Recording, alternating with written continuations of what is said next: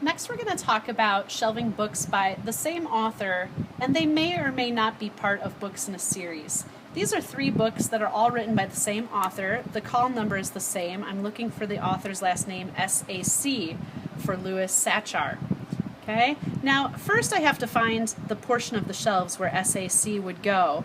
And when I start looking over here, I see this is R-I-O to R-U-S. I know that S comes after R, so that's not the right place. Then I move to R-U-T to S-L-E, and the S-A-C books would be in the middle there somewhere. S-A is going to be closer to the R's than to the bottom of S-L-E, so I'm going to start just right up on the top row and wait till I get to the R's.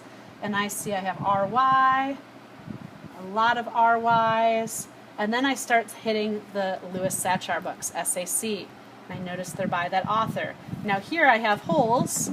We have multiple copies, and when you find a book that's multiple copies, you just put them by their neighbors. That fits nicely in there. I also have a Sideways Stories from Wayside School book, which I know is part of a series. On the side it actually has a number 1, so I'm going to be looking for the Sideways Stories series. And now here I see it, and this is another repeat of a book, so I have to fit this in here. Okay. Now notice that sometimes when I go to shelve a book, it's a little bit loose, and what you can do to make the bookshelf look nicer is just to gently push the book end over to make sure the books stand up nice and straight. Now finally I have a book called Someday Angeline by Louis Sachar. That doesn't appear to be part of a series. There's no number on the spine or on the cover. And so I was with some Louis Sachar books here, and I notice that, well, it might go after Sideways Stories because it's S-O in the title, and these are S-I.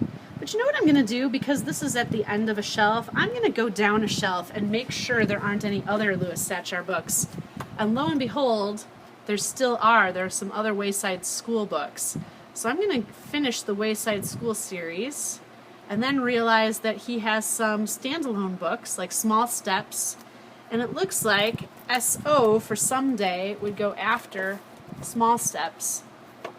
So it's still with all of the S-A-C books, but the title is in alphabetical order as well as the author's last name. And again, I'm just going to gently smush my books together so it looks nicer.